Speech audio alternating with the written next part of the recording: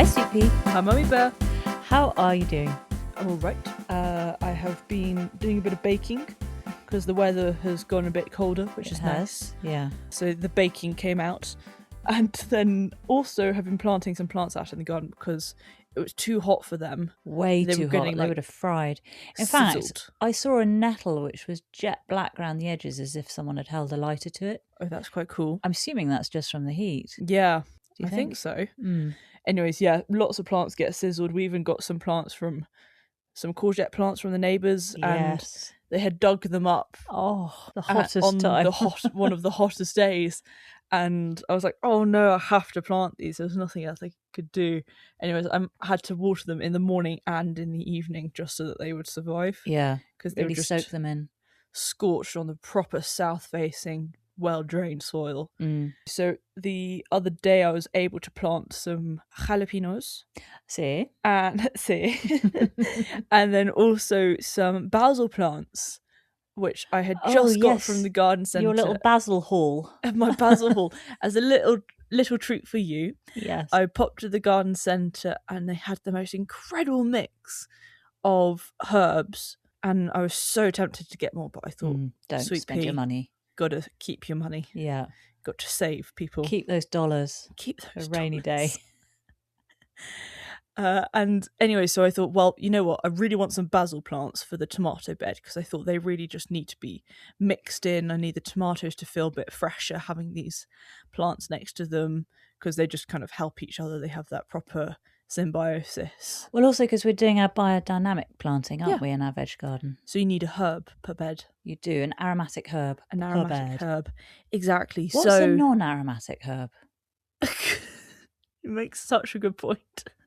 Because they're all aromatic, aren't they? They're all aromatic. Mint's aromatic, thyme, basil, sage, oregano, yeah, rosemary, yeah, lavender, if you count that as a herb. Yeah, you can count that as a herb. Chives? Yeah, that's aromatic. What isn't aromatic? That's such a good point. That's a question for next week. That's a housekeeping. That's another housekeeping. Anyways, so got these beautiful basil plants. So I got a burgundy coloured one, I got a lemon basil, and then I got this Thailand basil, which I never heard of before. And when you taste the leaves, it gives us the most amazing aniseed. Really aniseedy. Taste. Amazing. It's quite incredible. So I thought, that would be rather nice in almost a dessert for that one, which is really awesome. Aniseed ice cream. Yeah. Anyway, so I got 3 pots of these and they were about £5 each. And I was really, really happy because they were big, bushy plants. And I thought, I'm going to get so much out of these. And then when I came to planting them, I had a look and they were created so that it was 3 mini plants all packed together in one pot. So it meant that you could perfectly split them instead of having to really rip them apart. You could perfectly split them into 3 plants each. So we're talking 3 really decent sized plants. For 9 plants for the price of 3. Yeah, for less than £2 each. Do you remember, what's her name? Frances was doing that on one of the Gardeners World episodes with the supermarket bought basil. Yeah, precisely. And she split that all up. So I would expect it from a supermarket basil. But that surprises me from a garden centre basil. But brilliant. Not complaining at all. I was very, very happy. Like, it was really well worth the money for these big pots. Yeah. I was so happy. And it meant I could really dot them in and around, mix them up. Yeah. So they weren't all just in one area. And the bed really looks quite an amalgamation of different plants now. Yeah. Because then also there are some cosmos in there, some little kind of calendula seedlings, which I will be talking about later in this podcast. And then also I added in the jalapeno plants as well. They got mixed in around. So there's a whole load of things going on in this bed. I cannot wait to see what they look like. And this idea, we obviously heard about biodynamic planting on one of the previous Gardeners World episodes. Yes. But you and I had a long chit-chat with a future guest, guest. And he was describing how they use this biodynamic planting and their amazingly productive veg garden. Yeah. And it was 5 vegetables. Yeah. So 5 edibles. It was 1 aromatic herb and it was 1 flowering plant, wasn't it? Exactly. So all mixed in. That's what I'm trying to do. Chaos planted together. Just complete chaos. No rows. Yeah, exactly. We're just having fun with the planting. Yeah. Going for it. We'll have to see how that goes. We'll get some nice photos, hopefully, once they're all really flourishing. Exactly. Really happy you've done that. Thank you. I've been doing that and then made some banana bread and then also have got myself booked in for a music studio session. Yes. This is very exciting. In a few weeks' time, which is really, really cool. So looking forward to it. So I've got to really plan everything. First of all, I have the 2 songs that I really want to work on. So I have to really bookend them, make sure they're perfectly finished, all lyrics, all instruments that I want played in, any ad-libs. All the twiddly bits. All the twiddly bits, the riffs, all those bits and bobs. Need it all perfected. And then I need to be practicing. I need to be rehearsing a lot. Especially your voice. You really want to be completely and utterly ready when you're going into a studio session. Yes. Your voice does need some muscle work, training. Really. Yeah, exactly. Yeah, because it goes croaky after I you've can been singing go a for bit croaky. Currently. Yeah, exactly. I'm definitely not Miley Cyrus. No. Quite yet. Oh my gosh. Can you imagine having a voice like that? Oh. Belting it out. I mean, she does belt it out, and yet her voice is fine when she sounds like she smokes 50 a day when she just talks normally. Yeah. But I guess that's from belting it out, whereas you just do a little bit of whimpering and immediately. But that's because she's trained. She's been training since she was like 6 or whatever. 3. Yeah, sure. Anyways, so just a lot of training and practicing for that. So I'm really, really looking forward to it. Yeah, I bet. I'm excited for you. Yeah. You've worked hard on everything. So this is worked hard with your academic stuff. Yeah. This is nice downtime, but you've also worked hard on earning the money to be able to afford this studio. Exactly. And a producer. Yes. And so sound engineer. Yes. Spending all that well-earned money, but it's a good thing to be spending it on. Exactly. It's not just frittering it away. What's the word? Frittering? I don't know. Just anyway. Fluttering away. This is the money just kind of disappearing into thin air. So yeah, I'm working hard to earn the money because I thought if I want this, I want to earn it. I don't want it just to be handed on a nice silver plate. Thank you. Oh gosh, it's going to be so exciting. I cannot wait to hear all about it when you've had your first day. I will tell you all about it. Anyways, what have you been up to? Well, I have had quite a stressful week. Yeah, because my phone died. Oh my god. Oh my gosh, this was stressful. So I've got an iPhone 15, is it? Yeah, 15 and Pro. I did the usual thing of putting it in the charger at night. Yeah, like we all do. Woke up in the morning, checked my phone. Luckily, I wasn't trying to wake to an alarm because I would have slept through anything because no alarm went off. Yeah. I had what they call the black screen of death, and then you're told that actually most of the time it's absolutely fine. You just need to do a hard reset. Yeah. So you're meant to press once the up volume, once the down volume, and once the side on and off button. Yeah, but you hold that one. You hold that down for at least a minute. And so I did all that. Nothing happened. Some people said you've got to do it several times. It doesn't always work the first time. Tried all of that. Tried everything. And it never did come back. And it was terrible because I run my business off that phone. Yeah. I wasn't able to, in terms of for the podcast, I wasn't able to post some of the reels that I needed to do for our previous podcast guests. Stories. So I went very quiet for a while whilst I was trying to figure out what to do. Yeah. Luckily, I had on me an old iPhone 7. And so I used that. The battery just runs out instantly, but at least I'm not getting the black screen of death. Yeah. And so I then had to transfer all my banking apps across, my business stuff. Yeah. It was a scary couple of days. It was nasty. I took it to somebody to get the insides checked, thought it might be a battery problem. He replaced the battery, nothing, still dead. Yeah. So it's screwed, basically. But what was nice in the garden is that I crept down to the pond one day and I saw a snake in the pond. Oh, that's very cool. And the only frustration was that I didn't have my phone on me.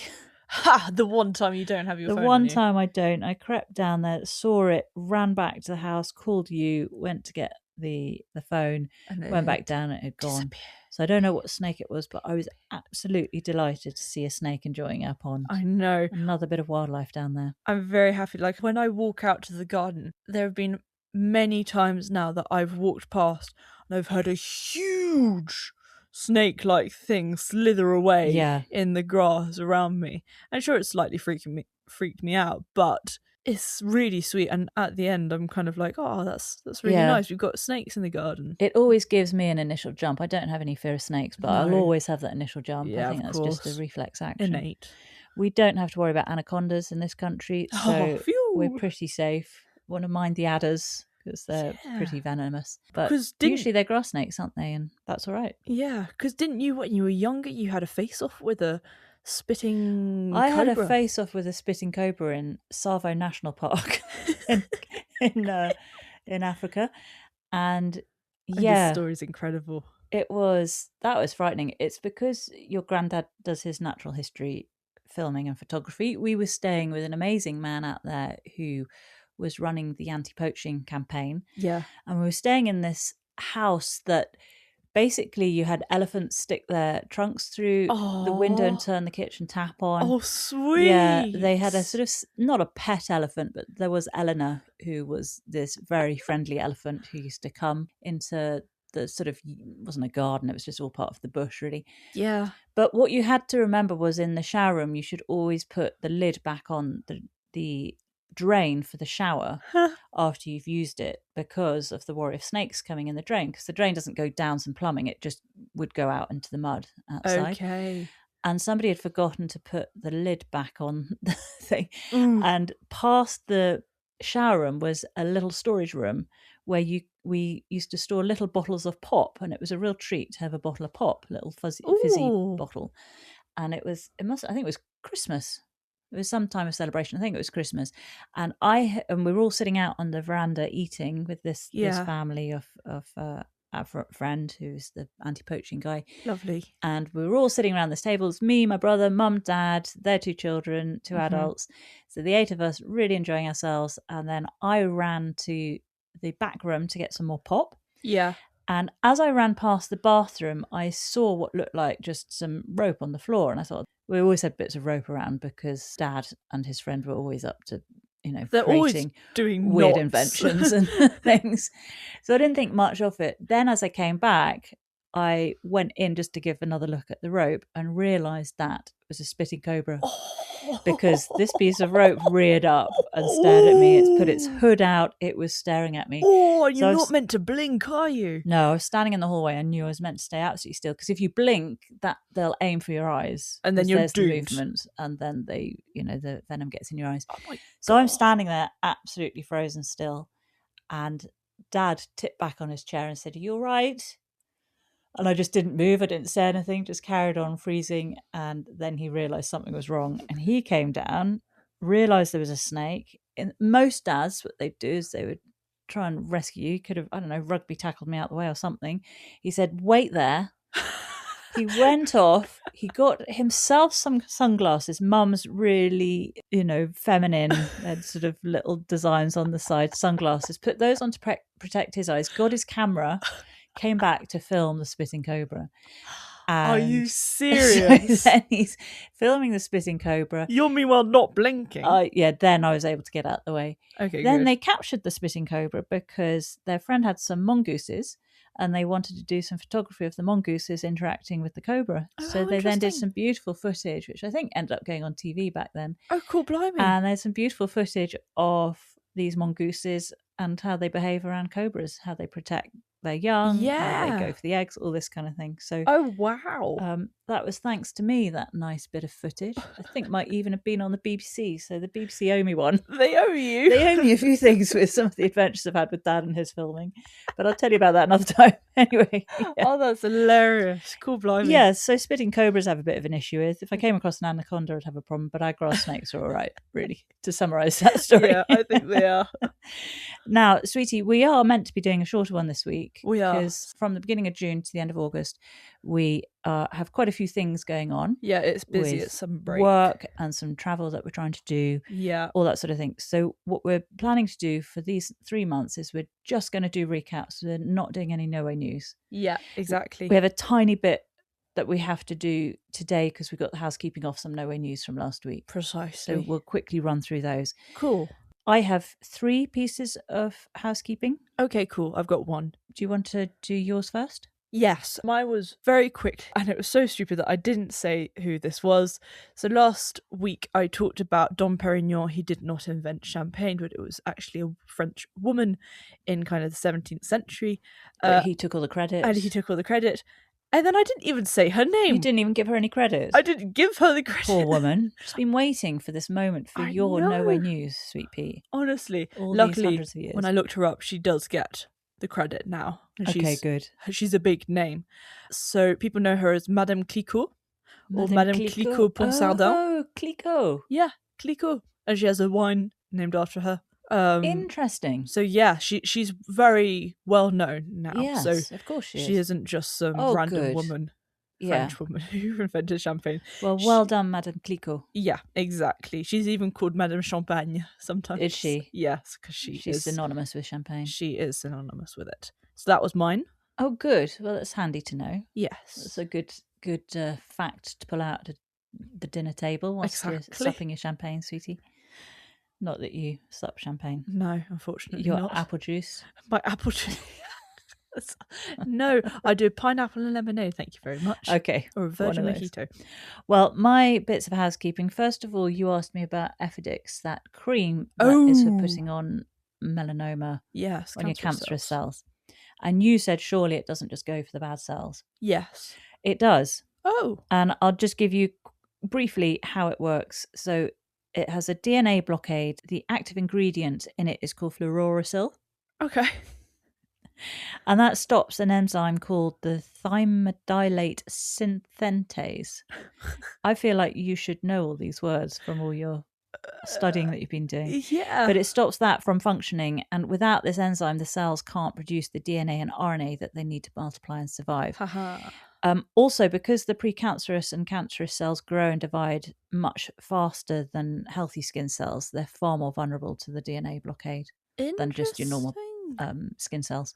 So it does actually target precisely the zone. The dodgy cells, and even those hidden, because the cream penetrates the skin to treat both those that you see, so that thing that I can actually see on the above my lip, but also those kind of subclinical sort of sun damaged cells underneath. So that's good to know, because I know that some cancerous cells can really morph themselves into looking like a normal cell. Oh, right. But of course the whole reason they're cancerous is because they divide so quickly. So that is the way you can find them, because they're always going to be multiplying extra fast. So whether it's looking at them like that or actually being able to see the difference, visible difference, then you're going to find which ones, hopefully. So that's a clever way for tackling it. So they found the cell's strength, which is dividing rapidly, and turned it against it, used it as a weakness. That's what you've got to do with anyone, any kind of strong person who comes up to rescue. Turn their strength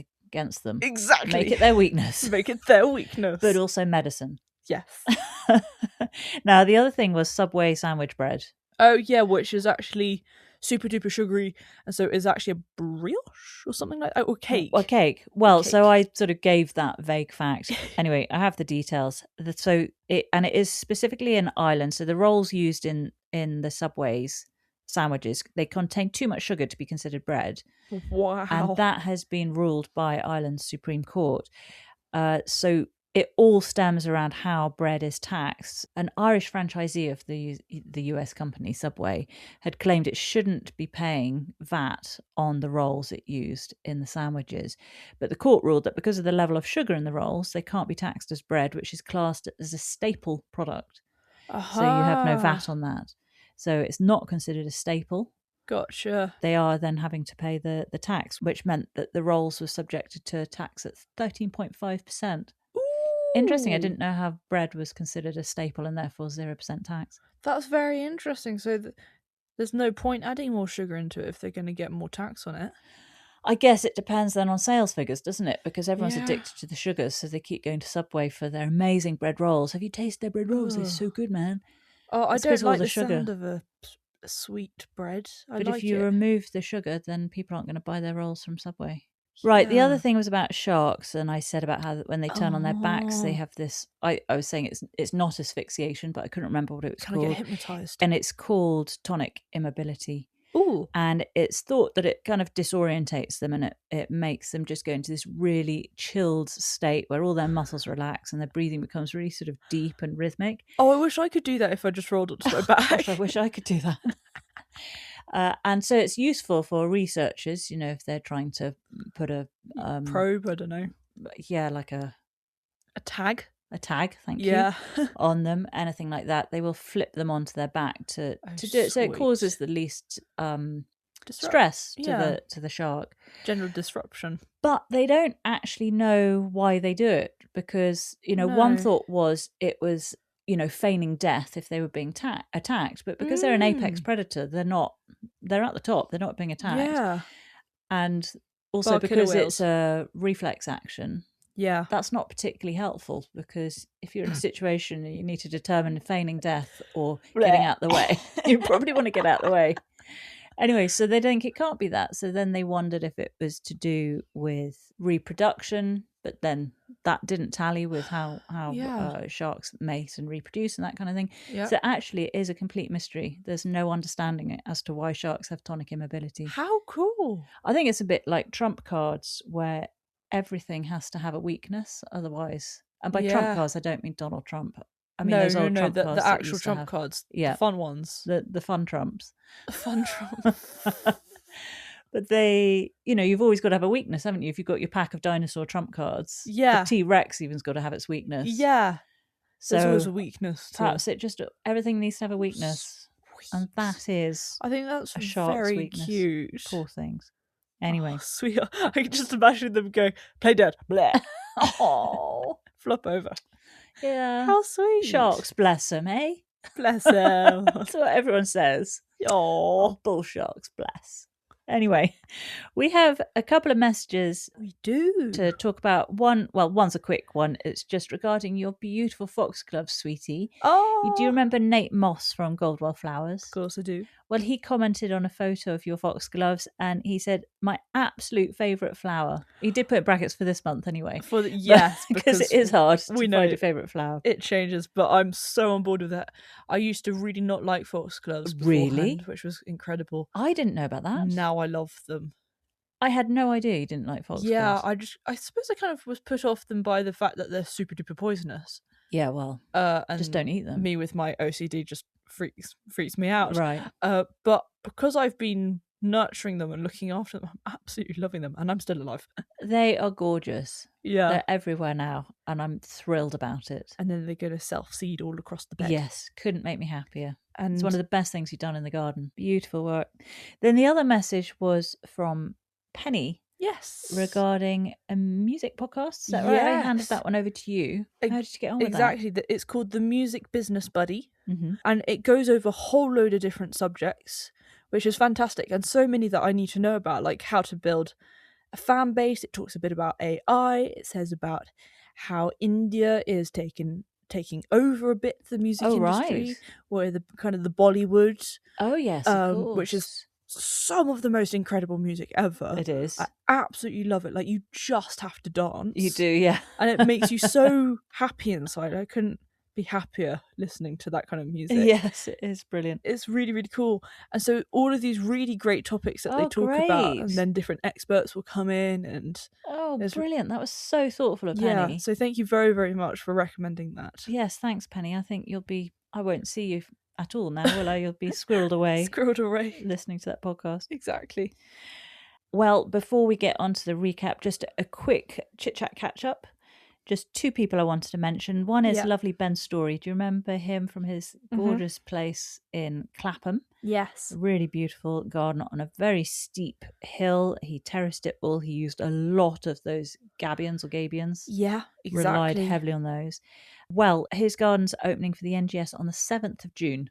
Ooh, so next weekend. Quite soon. So they are 152A Victoria Rise. I'll put a link to their garden so you can book your tickets, or I don't know if you have to book in advance, but anyway, to give you the details, definitely worth a visit. It's part of a group of places because they're quite small gardens. Yeah, they are. Sort of mid-terraced townhouses, really, aren't they? Precisely. Their gardens, but there are a few in that area, so worth checking out. Yeah. Then also beautiful Farida.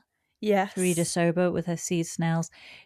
On her chit chat, she talked about how she was writing an ebook, ebook. Yes. She's written one about sea snails, and she was doing one that is about using fermented grass as a fertilizer.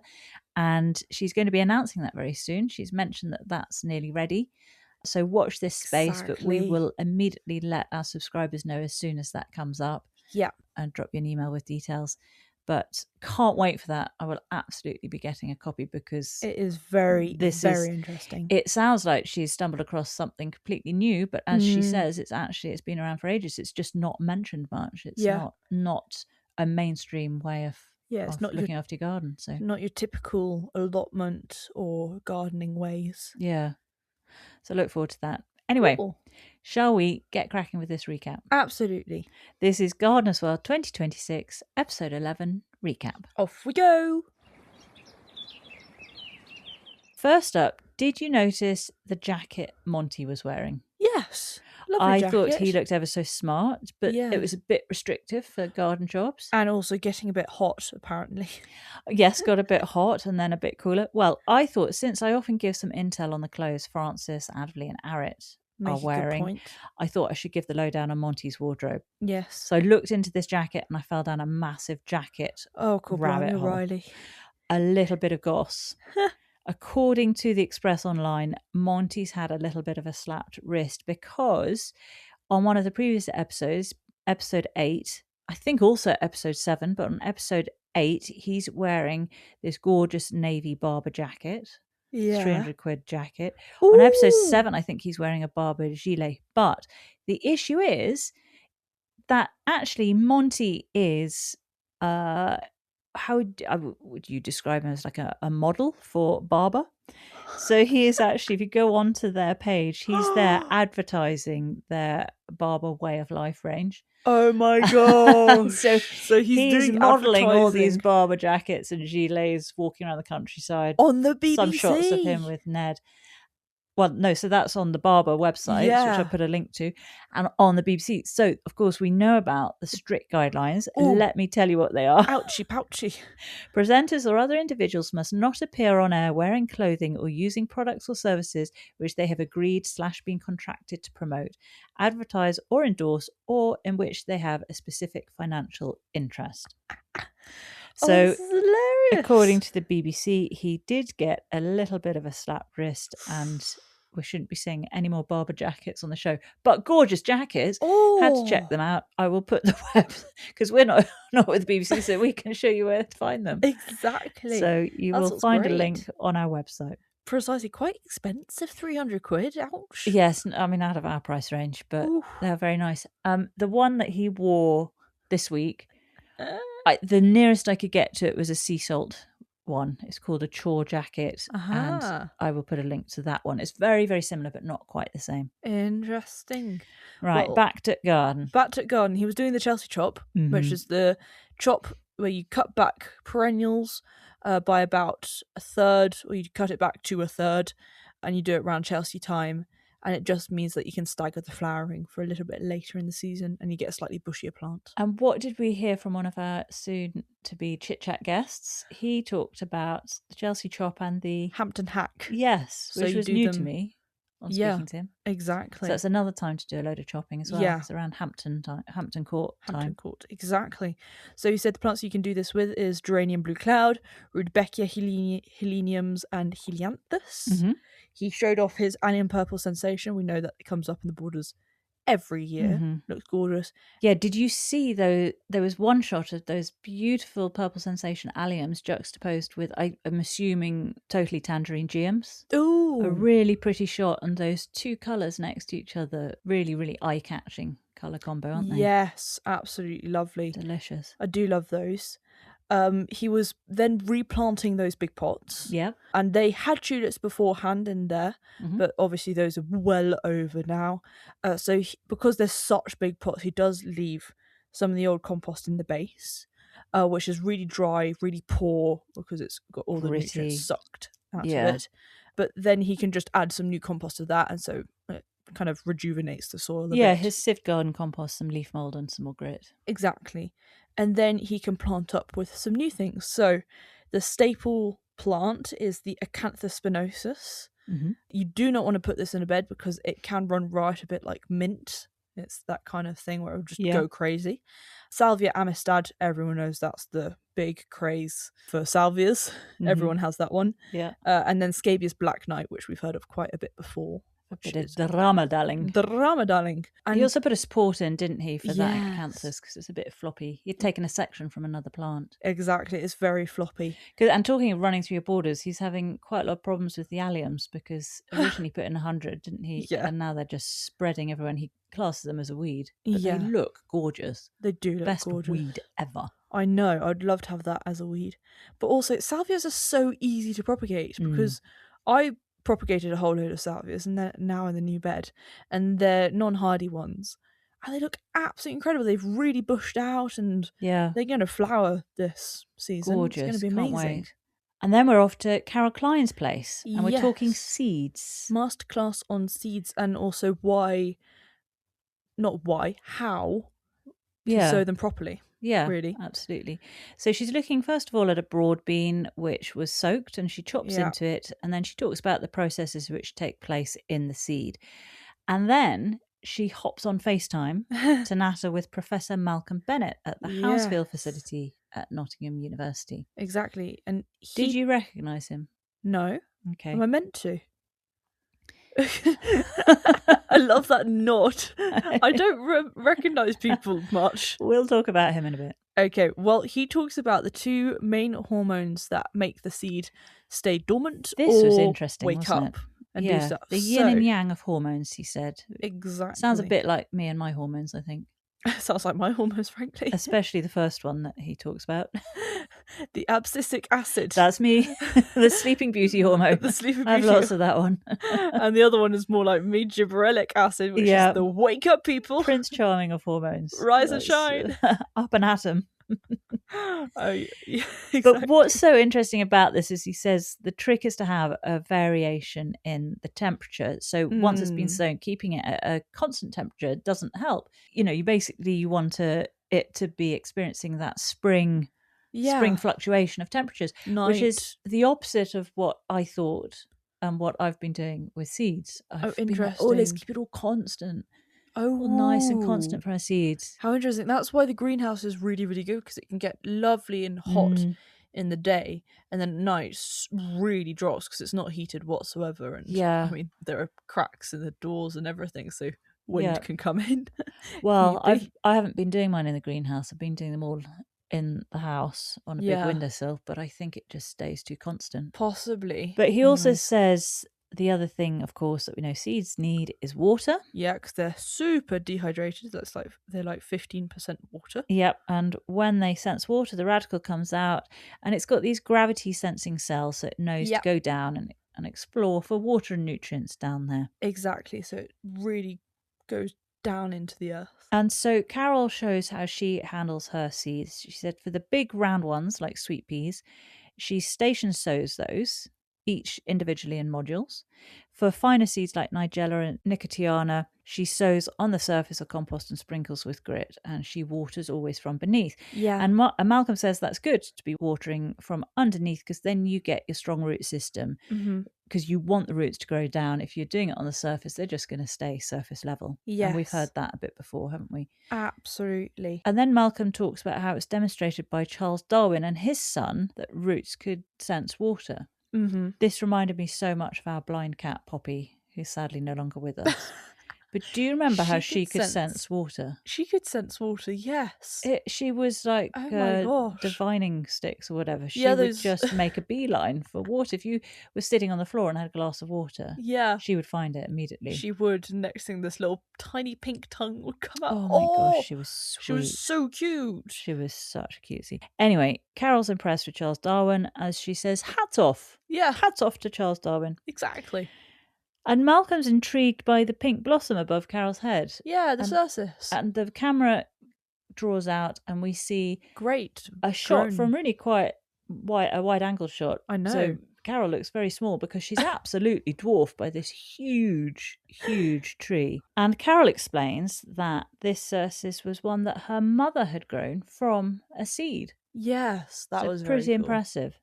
I think that's really, really sweet. It reminded me a bit of Sue, how she has the walnut that was passed down. From her granddad. Exactly. And then Carol wraps up the conversation with Malcolm. She says, "Seeds rule, aren't they marvellous?" Yep, exactly. Then we're in the greenhouse. Shot. And CK's showing some of her successes and not such successes with seeds. Yes. So now, this I found very interesting because I talked earlier about my calendula plants. And so interesting because I had thought that this was just a me problem, not a everyone problem, or more like a Carol problem as well, a professional. Yeah. So her Calendula officinalis Indian Prince, mine isn't quite that variety, but it is an officinalis. It is completely stunted. It's been in this seed tray for ages, plenty of room to get big, and it's just stopped growing. It stopped after getting its first 2 true leaves, exactly like Carol. Could not understand what was going on. So she said she's going to try and give them a bit more of a varied chaos growing. Yeah, exactly. #chaos is the new thing. So she might bring them outside a bit. Just really vary those temperatures a bit more for them. So since I have now planted those out into the tomato beds, that's where they are now. They should be getting plenty of back and forth with temperatures. We've had quite a fluctuation, so that should be good. And then that segment's all rounded off with some beautiful dramatic time lapse of some seedlings pushing up through the compost at the end. Yeah, I think those were beans, weren't they? Were they? I wondered if they were sweet peas. They looked like broad beans. Something along those lines, didn't they? Exactly. Little tendrils. Very satisfying to watch. Well, sweetie, I can't believe you don't remember Professor Malcolm Bennett, because we had a bit of a giggle about him the last time he was on. Did we? Not at him, with him. With him, okay. He was on Gardener's World 2025, episode 28, I think it was. And it's when Nick Bailey went actually to visit the faculty, and Professor Malcolm Bennett had Nick digging up those potentillas. Gosh. And we likened it to this film that we'd watched with Liam Neeson. He gets the guy to bury his own grave. So we did a really immature little sort of skit of that on our website. That was very which funny. I'll link into this. But that's him. So that Professor Malcolm Bennett's been on Gardener's World only towards the end of last year already. And wasn't that the place where they were using super technology just to see roots? They were doing CT scans. Yes. And because Malcolm's working on this project, The Hidden Half, and they have a database of the scans of all the different plant roots. Gotcha. They've built up that database a tiny bit more since I last looked, but it's still very much in its infancy. And also at the time when we looked, I was wondering what the benefit was of that project versus, for example, seeing how willow tree roots grow. Yeah. And the root hairs and all of that, because you can see that very clearly without high tech. I know. Just pop it in a bottle of water and watch the roots grow. It's quite amazing. And you just get to see it all. Yep. But I think when you look at the database and you compare the different roots, it is interesting. If there was a huge database with, say, every plant out there where you could see the plant roots, or if, for example, when you were ordering plants from an online catalogue, if along with each plant they showed the imagery of the root system, you'd have a more knowledgeable way of considering where to plant that plant or what it needs. Because so I didn't know how asparagus roots grow, and you can see on their database asparagus roots really different from anything else. I've got lots of kind of really chunky thick roots very much at the top, and then some long tendrily ones going down. Oh yeah, because they create a kind of rhizome at the top. So exactly, so you get to see that. They've got things like a Norwegian spruce. You can see their roots. So I think once it's a fully populated, or at least more extensively populated database than it is now, that could be an interesting resource. But I'll put a link to it anyway, so you can catch up on what plant roots are doing. Great. Then we're back with Monty, and he makes an interesting point, which I'm surprised didn't come up when Malcolm and Carol were talking. Yeah. He says the chaos method works for anything that grows in the northern hemisphere naturally. Yeah. But things that grow near to the equator, they respond better and best to light and heat. Constant heat as your well. Sunflowers, your zinnias, or things like that need the constant heat. Exactly. They don't like the fluctuations whatsoever. No. Which is very interesting. And then he goes over to one of his new cut flower beds that he has in the veg garden, and he's doing all sorts of wallflowers because they really do look incredible. And he's got a lot of different varieties. So he has the Wallflower Fire King, that obviously is in kind of dark, reddy, orangey, almost blacky colours. And then he has the Bedder series, which are really, really good, tough plants. So he has raised in Victorian times, he says. So they're strong and disease resistant. Precisely, good plant to have. So we have the orange bedder, scarlet bedder, and primrose bedder. As you can imagine, they're all in their kind of gorgeous, different aren't colours, yellows, scarlet, and oranges. Yes.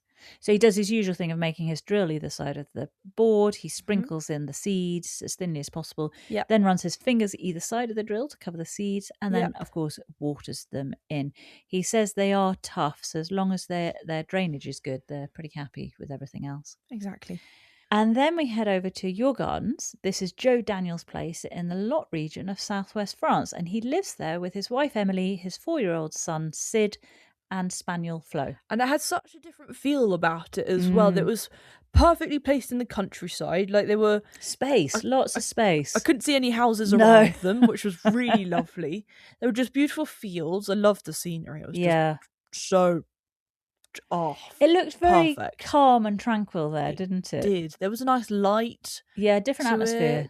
Completely different atmosphere. Very tempting. Yeah, and it felt like the garden also morphed into the landscape around, which was lovely. Yeah, it wasn't just like true. garden, landscape. Yes. Two kind of very smashed together somehow. That's so true. I loved it. Well, they've lived there for 8 years now, and when they first moved there, it was very sort of scrappy grass, thistles, some old grapevines, which is nice. Oh, love that. And Joe says how they got married in the garden, so they grew their cut flowers. Yes. And then basically he was bitten by the gardening bug from growing those flowers for their wedding. Yeah, exactly. So he really wanted to go with a very natural planting style. And so he was really doing that mix of kind of edibles and ornamentals. He obviously had a very designated veg plot area, but then also there were things like fennel and field scabious amongst together, which is such a beautiful, flowy, frothy scene to have. There was also iris pallida. I saw big swathes of that around. That's a beautiful kind of purpley blue colour. So I really absolutely love this garden. Like, I would want this garden, frankly. I really loved it. And he said about those bearded irises that they like good drainage. They put in a lot of grit for those. Yes. And lots of sun. And we've seen that before in Gardeners World, haven't we, with that woman who was in Portugal or somewhere? Oh, yes. Is it Portugal or Greece? Or Spain. Wow, we're rubbish. But it was. I think it was Spain. Irises. It was Spain. Are you sure? I'm pretty sure it was Spain. But she had basically the rhizomes bake in the sun, don't they? And they flourish. Exactly. Absolutely love that kind of environment. They do love it. And then he had a meadow area as well. And that was full of those orchids, beautiful wild orchids. Yes, love those. I think they're the lady slippers ones, possibly. Or the lady orchids, maybe. The lady orchid, sorry. Yep. That's the name. And then also a beautiful wildlife pond as well, which was very sunken in amongst everything. Yes. And that was gorgeous. And then in terms of wildlife, nightingales. Oh, how lovely is that? That's gorgeous. A nightingale outside your door. We need to look up what a nightingale sounds like, what its call is. Yes. So we can see if we can hear I'm that. not sure I'd recognise it. No, I wouldn't. And finally, chickens. Chickens, exactly. I'd love to see a lot more from Joe's garden. Yes. He would be great on a chit-chat if we could ever track him down. I'm sure he would be. Well, Joe is not only great with gardens, he's also an award-winning underwater photographer. Oh. And he's written an illustrated book called Underwater Eden, The Marine Life of Seychelles. Crikey, that's amazing. It's a big kind of coffee table type book with beautiful photos in it. So I'll put a link to that. Oh, lovely. But he's had a pretty fun life so far. He initially volunteered on marine conservation projects in the Seychelles, which is where he really got into scuba diving, but also photographing everything that he saw under the water. Yeah. So then he went off and spent 3 years in New Zealand and Australia. A year of that was spent working with manta rays and whale sharks on the Ningaloo Reef off the western side of Australia. Oh my gosh, that's amazing. And then after completing his dive instructor course in South Africa, he then continued on in the Seychelles as a dive officer. And in 2013, Joe and Emily, his now wife, they moved to Ambon in Indonesia, where they managed Maluku Divers, a photography-focused dive resort. Oh. And now, of course, they're in France. And Emily is very much involved with oceans as well. Yeah. So although she's based in France, she works remotely for Wise Oceans, where she oversees all the kind of sales and promotion and recruitment for marine conservation organisations. Oh, wow. So I love how they've got such a busy, fun life. Managed their life. So they've moved to that beautiful spot in France. Yeah. With that incredible garden and that what seems to be peace and tranquility. Does seem. I'm sure there's a lot of stress going on as well. But then Emily's able to work remotely on her love of the oceans. And then Joe goes off and does his photography expeditions. Oh, wow, lovely. It's a pretty nice life, isn't Sounds pretty awesome to me. Back with Monts, and he is admiring his Rosa Cross Pterogonus cantabrigiensis. Oh, well done. Ooh, yeah, got it's a that species out. rose. It is. It's exactly like it is in the wild, which I really love. So he said it is a bramble. Glorified bramble. Exactly. But it does have these beautiful buttercup coloured and shaped flowers as and well. That's the thing. When our brambles flower, they look so pretty, don't they? They're utterly gorgeous. I'm quite happy with them. So that's great in a woodland area. And then he does go to his new and upcoming woodland area, which is really shady, really dry ground because of the trees sucking up all the moisture. Yep. He says you can be putting hellebores and snowdrops in here, obviously, but that's early season. That's kind of late Christmas time. And then he says, but I want to put in some more plants for this summer coming up. So my favourite plant that he mentioned. Oh, yes. Just because of the name, Aronchostoichus. Okay. I absolutely love that name, Aronchostoichus. It sounds like sounds almost like an insult, or you're being such an Aronchostoichus. Isn't it something that was said on Scooby-Doo where they go, doink? Or do they? It's something like that. Oh, possibly. Doink? Oh, Scooby! Oh, Scooby! There we go. Oh, Scooby! Oh!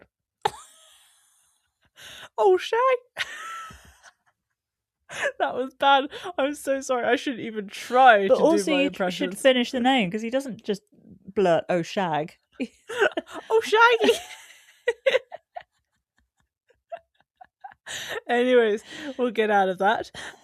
He also showed off some geraniums, Geranium nodosum. That likes dark, dry places, so perfect for a really dry, shady corner. Good ground cover. Exactly, great ground cover. Then he also had the Geranium sylvatica mayflower. Now these are both kind of in purpley blues. Yes. And then foxgloves, of course. But also the Geranium sylvatica mayflower, that likes dappled shade rather than total shade. Good point. Exactly. Yes, the foxgloves, amazing. Pièce de la résistance. I love those in a woodland. Yeah. Then he's digging them in, giving everything a good water, of course. Old stuff. Then we head over to Rekha's place in the Peak District.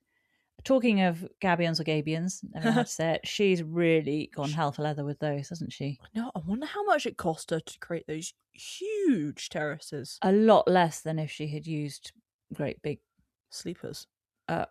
Sleepers or stones. Yeah, true. So it is the very, I don't want to use the word cheap. Cost-effective way of doing it, just like Benn Storey's done in his Clapham place. Yes. And he has made them look absolutely beautiful. Frankly, so they can look nice. Yeah, I think they look really nice. Before, I thought they were so industrial looking. Yeah. Oh, Ben turned me. He completely converted me to gabions. Absolutely, entirely. Well, we're not actually looking at her proper in-ground potager, but we're looking at the south-facing patio area with no soil, so entirely for pots. This is the only south-facing area that she has, so she's really creating a mini veg garden in there with, of course, lots of dwarf varieties of things, which just means they don't get so big and they don't need so much pot space as well. Fantastic. So she has that mini greenhouse, which is really cute. That's like the one that we first got. A little 4 foot by 2 foot. Yeah, hers is nicer. Hers is way nicer. It's actually got glass. Ours was just a plastic covered thing. It's quite funny. Yeah, not looking good now. No. She had a dwarf apple, which she feeds. Obviously, you need to do that with trees. Fish, blood and bone. Fish, blood and bone, yeah, the usual stuff. Then she had the tomato Mongolian dwarf, obviously a dwarf variety. Chili basket of fire, chili firefly. Beans as well, which apparently are very, very hungry crops. So if you're popping them in a pot, you want to put some wool in as well. Yes. Now, this was interesting. Oh, but we've seen this before. True, we have seen this before. But it must be untreated wool, so don't just grab some from the field. You need untreated wool. It's good for retaining the water, isn't it? And you mix it fully into the soil. You don't do a layer at the bottom, you just mix it all in. Precisely. And also on the waterfront, she, with her terracotta pots, she will soak them, won't she, an hour before potting them up. But also she uses those olla pots, which are those porous terracotta things that you sink into your compost, and then you pour your water into that, and then that'll seep out through the pores. Slow release into your pot. It's a good idea, but they are quite expensive. I did look at them for us. Oh yeah, for when we were big into pots. Yeah, but it was too much. It wasn't cost effective at all. We did in the veg garden, actually. We had a whole load of San Pellegrino bottles, which we have turned upside down and whacked into the ground, which means you can water the tomatoes from underneath. Yes, which is very good for tomatoes because you do not want to actually be watering from on top. But you need to explain, we didn't just put the bottles in upside down, we cut off the bases. Yeah, you cut off the bases, then wedge them into the soil upside down so that the spout is down. Yeah. Cut a hole in the top of the lid so that there's a small hole for the water to seep out, and then the roots can just take that bit by bit. It's fantastic. She talks about some other varieties. So we have dwarf bean mystique, that's a French bean, borlotti beans, nasturtiums, carrot little fingers, and spring onion lilia as well. And then, of course, she has a beautiful strawberry pot ram-packed with strawberries, and then some broken pots with little salad crops. Yeah. I'm a bit sceptical about the broken pots for your salad. I didn't get that. No, and we've tried to do things with broken pots. It never really works. I mean, it's impossible to keep them moist enough. Yeah. They just dry out instantly. And also, unless you break your pot perfectly, it's not useful. So it's better for crocs. Crocs you need everywhere. And it's working for Rekha, so... Well, that's good. But a nice positive from this was that when you're charred bolts, it still tastes all right. So it doesn't go bitter. Yes, I'm very happy about this because we have ours charred, which is gone crazy. Truly bolted. But that will still taste really, really nice with the potatoes. Monty is talking about his tomatoes, which he's hopping in the greenhouse. And these are normal sized tomatoes. They climb, so he's using the twine or string technique where you pop that in the soil. You kind of take the string all the way down to the base of the soil. You plant on top of the string, and then as the plant creates more roots, it will pull and tighten the string as it kind of twines its way up it. Yeah. So he's got Tomato Gardener's Delight. We know that's a lovely, juicy kind of cherry tomato looking thing. And then Tomato Tigerella that has beautiful stripes on it. Slightly bigger tomato. Not quite beefsteak though. So many of our Chit Chat guests recommend the Gardener's Delight, don't they? And they talk about their tomatoes. Yeah, it's a loved one. And then, of course, he says, remember to take out the side shoots because these are climbing ones. When you want a bush variety tomato, you keep the side shoots. And then don't overwater because otherwise you get the black rot at the base of the tomatoes that are growing. And then also you can have all sorts of other pests and diseases, frankly. Blossom end rot, it's called. Blossom end rot, that's the name. Did you hear how many plants he said he was putting in? No. He said only 60 more to go. Oh my gosh. Crikey Moses. Oh my gosh. Then we go to Steve Woolliams' place, which is a garden on the edge of Oxford. And Monty describes it as a haven for wildlife and for people. Yes. Now, Steve's been a self-employed gardener for the last 15 years. He retired last year, so he's spending more time on his own garden. And it looks like he's thoroughly enjoying it, doesn't it? He's got all sorts of areas to it. I mean, how much fun to retire but to have a huge garden to be kind of working at. Well, he said he wanted to create an ornamental, naturalistic cottage garden style, and he grows lots of his own edibles as well. Yeah. He has a mix of grasses, perennials, open flowers, tubular flowers like the lovely foxglove, alliums, and he densely plants his borders. He said he had a tutor who taught him to densely plant. Yes. And that stops weeds getting through, and it also gives some ground cover for all your wildlife. Precisely. Didn't he say that by the end of May, your borders should be completely packed? You shouldn't see soil, something like that. Yeah. Very important. Even that, if that means including some weeds in and around. Well, tick. We're doing well on that front. We can't see the soil for love nor money, and lots of weeds in and around. Yeah. And he does say weeds are plants in the wrong place. And as he's talking about that, he gets distracted by a sparrowhawk that flies behind the camera. So we don't get to see it. No. But then whilst he's looking over there, he then also wants to talk about the blue tit that's feeding its young in a hole in the tree. So they come back every year. And so then we get a nice shot of this blue tit flying in and out of the hole. I love that. That was really, really sweet. And then we head over to Steve's veg plot. He talks about dealing with black fly. He said they all get taken out by the predators, such as ladybirds, so he's just not too worried about them. Yeah. I never found it a problem. It just is unsightly, but otherwise you blast it off with the hose. Yeah, you can. And then the ladybirds are getting them, so it's quite satisfying. You just go they go flying off. Not really too much of a problem, I don't think. It's the least worrisome of any of the pests in the garden, I think. Entirely. And even we had quite a lot of munching, not us, it was caterpillars. A lot of caterpillars were munching at my brassicas last year at my lovely purple sprouting broccoli, that's it. And I was really worried about my little plants because they were getting completely destroyed. But after a while, everything seemed to balance out, and I didn't do anything. I remember. I wasn't touching them. And then these huge whopping plants just came out. And then at that point, I was like, sure, you can munch at the big leaves. I'm not going to use them. No. Oh, I'm looking forward to our purple sprouting broccoli. A nice balance. It does. It all seems to be in equilibrium at the moment, doesn't it? Exactly. And I think also with how we're leaving the wild areas around the pond, that's allowing a lot more of those predators to feel safe, and then they can scramble up to the veg garden, do the do, and then head back to their safe haven. Do the do, be the bee. Talking of ponds, Steve has got a beautiful pond there, I thought. Lots of cover. Looked like around ours. His. I mean, his is prettier. Of course. But obviously. He has the sort of a more marshy, boggy area. He has the open water area. He's got lots of sticks and things for all your newts and your frogs to be safely tucked away in. Grassy, dry areas next door. So he's got the real amalgamation of all these different areas. Yeah. Looks great. Like a wild pond. I mean, I see the beauty in the really pristine ones. Yeah.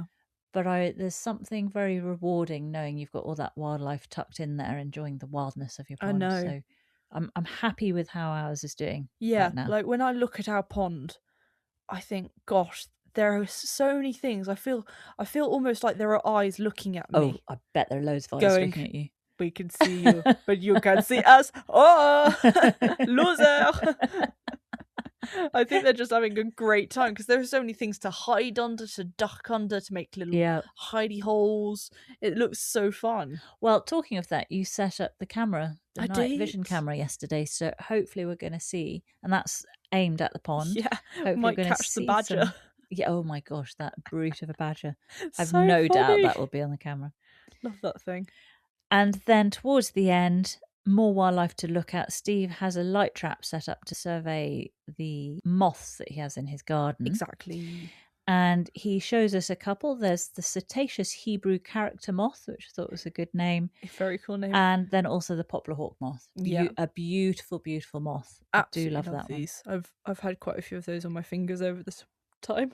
Well, you'll be disappointed to hear that I found absolutely nothing out about Steve Woolliams. Not even a single thing. I was hoping he would have his garden available through the NGS. Oh yeah, I would have loved that. Couldn't find a single thing. No. So the super sleuth. Yeah, failed. Big time. I'm going to have to hang up my super sleuth boots because it's just not working anymore. Anyway, Steve, if you are listening, please get in touch. We'd love to have a bit more detail about your garden. We would.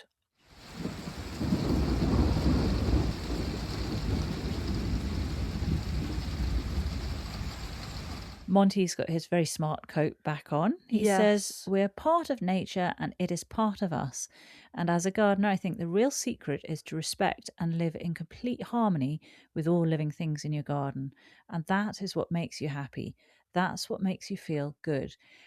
Now, that paragraph that he spoke, I thought said 1,000 words. I thought that was absolutely spot on. Yeah. Because I immediately think of our friends who live in a fairly new housing estate, and they did used to have grass in their garden, but they decided to get rid of all of that. They put down 13 tons of gravel, and they have no plants in it because he doesn't like any buzzing. He doesn't want to hear any wildlife at all. He doesn't want to hear any bees, nothing like that. She loves plants, but she's not allowed to have them. She's restricted to a little area, and she tries to pop a few things in. Yeah, she does. It's really sad because she's my one friend who really likes looking around gardens with me. She does. It's really sweet. She absolutely loves gardens, and she can't go to town with hers. Mm. But I think of them and I think about their health, and he has had particularly bad health, appalling health, and he's also suffered with mental health problems. And I truly believe that if he were to let his garden flourish, it would reward him on every possible level.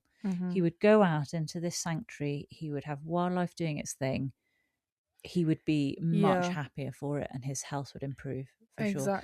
I so strongly believe this. Yeah, it's a real shame. I wish that there was something I could do to encourage him. I might give them this quote from Monty and see if that hits home at all. In fact, I'm going to do that. I'll let you know how I get on. I'm going to drop him a text right after this. Oh God, poor guy. Getting harassed by mummy. Well, Monty is looking at his scented leaf pelargoniums finally. The ones he bought from Gardeners World Live last year. Exactly. He said Remember you can get those? all sorts of scents. I love the one that you can get a chocolate scent from. Of course you do. He said they were in the greenhouse over kind of the winter, autumn period, but they can come outside now until September. But that means in the greenhouse there's more space for the aeoniums, which can kind of have a bit more air between them. They're not so stuffed in the corner. And wasn't it so funny when he goes into the greenhouse and Ned's just like, hiya, Dad. And Monty says, how are you? I haven't seen you for 5 minutes.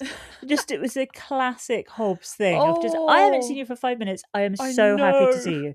And then Ned gets up onto the bench, onto the potting table, doesn't he? Exactly, thinking, this is for me. And he just sits there watching Monty move plants from one side to the other. Yeah, exactly. And he says how they can be bone dry over winter. It's almost like they're going dormant, but they still look amazing. Then if they do look a little bit wimpy and they need a bit of water, then do give them a glug. Yeah. But if they look fresh and thick and the leaves are kind of thick and succulent, then you don't actually need to water them. Only water if absolutely needed. Because that's what he says about aeoniums. They are succulents and they store their water in those nice podgy leaves, don't they? Exactly. And there's one with a huge flower as well. Did you see that? Quite amazing, but you want to cut that off because otherwise the plant will go, well, done the job, goodbye. Yeah. Buenas noches. And also, once they flower, that stem then dies. So you chop it off right down low, don't you, to the base? Right at the base. Exactly. And that is it. We then have jobs for the weekend. We do. That's pot on your pelargoniums, support broad beans, and sow pumpkins and squashes. Already done that. And then just at the end, we see Monty hammering in some of his lovely homemade hurdles, which he's putting along the grass borders. And as soon as he put them along, they did completely disappear as the foliage all sort of flopped around them. I know. But he said that just keeps his path clear. That was very cool. And the final plants that he mentioned are the Iris sibirica amongst his grasses. Precisely. A gorgeous combination. Well, sweetie, what was your favourite plant from this episode? Well, it was the Aurunchus doicus. Of course it was. Because of the name. Name alone. I loved the name. It's not a particularly beautiful plant, but the name is next level. All right, fair enough. A fantastic name. What's yours? Mine were his Purple Sensation alliums with those, I think, totally tangerine GMs. Yeah. Absolutely loved that colour combination. It was like looking at a beautiful pudding. just want to smush your face into. Okay, you can go with that. What was your top takeaway? Was #JustChill and #AddChaos. Okay. Were my two top takeaways from this. Well, mine was also from the sea stuff. That's because I'm just grateful for the chaos method, as Carol's calling it, because exactly. I like taking the easiest route really with these things, but it's still important to consider the points Monty made about Northern Hemisphere plants versus equatorial plants. Exactly. And I think he also said something about tomatoes, didn't he? He said they do need consistent growth, which is why they're better in greenhouses generally. Yeah, exactly. Same with peppers as well. They are very needy. A bit more consistency needed. Yep. Well, next week we do have a Gardener's World. It is on the 5th of June, 8 p.m. BBC 2. And here's what's coming up. Roses are stealing the spotlight at Longmeadow, and Monty is celebrating all the full head-turning bloom. From richly scented classics to vibrant modern varieties, this is peak rose season, a chance to see them at their absolute best and solve some common problems. That's going to be handy for us because we have gone from me not being that keen on roses to loving roses, and now we have them everywhere. Exactly. And you just keep propagating them, so it's a They're win-win. so easy to propagate. With planting in full swing across borders and beds, there are annuals and exotics to deal with, and in the veg plot it's time to plant lettuce and beetroots. Ashley Edwards visits Benton End, a place of artistic vision and horticultural legacy, to see a historic collection of bearded irises beloved by Cedric Morris. In Penarth, Sue Kent uncovers a rich mix of gardens, personalities and inspiration. A cleverly designed city garden in Brighton, packed with personality and planting inspiration, proves that small spaces can deliver big impact. Meanwhile, in Bedfordshire, one gardener has embraced a very different climate, filling his space with striking succulents and sun-loving plants to create a garden with a distinctly exotic edge. Coolio. Well, if you want to get in touch about anything we've talked about on this episode, please do so. You can do that either through our website, which is notjustagarden.co.uk. Go to the contacts page there, or you can email us through notjustagarden@outlook.com. And as we've mentioned before, please do subscribe. Yes. You can go to any page on the website. You'll see a subscribe field. Exactly. Pop your email address in there and you will get notification of any discounts that we're getting, such as the Gardener's World live tickets. You can get 15% off those between now and the 10th of June. Yeah, precisely. So you need to put in the code NJAG when you go to their website. You'll find the link on our website.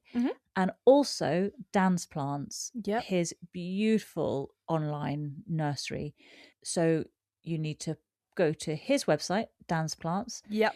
Pop in the code NJAG10. Exactly. At checkout. It's quite clear. His website is really user-friendly. I know. I've had a look at it. Very clear where you put in the code. And you get 10% off his plants. So thank you to Dan for that. Much appreciated. Yep. And of course, you'll be getting the plant list of all the plants that were seen in Garden as well. Yes. This week, written by Sweet Pea herself. Absolutely. That will come out to all subscribers. Exactly. And just one other feature of our website, which has been added quite recently, which I thought I'd mention because I'm actually using it loads, is a search bar. And you can find that on any of the podcast pages. If you go to, the recaps page, I think on the gardens page, but if you go to recaps page, the bonus episodes page, or the chit chats page, there's a search bar. But really, you can search anything on the website. So, for example, I thought I recognised Professor Malcolm Bennett's name. So I put that into search bar. That brought up episode 28 of Gardener's World 2025. Oh, brilliant. And I was able to see the notes on him from then. So that's fantastic. If you are wanting to look up anything on there, or if you're a chit chat guest and you're looking for yours, just put in your name, it'll all come up. You can even put down how many times we talked about roses and it'll come up every single time. That'll bring it up as well. Wowzers. Right then, dinner time, I think, for us. Oh my gosh, I hope you couldn't hear my tummy. I'm very ready to eat now. Mine was rumbling a heck of a lot as well. Well, I think that's us. And thank you very much for listening. Thank you for listening. We'll see you next week. Bye-bye, Sweet Pea. Bye, Mummy Bear.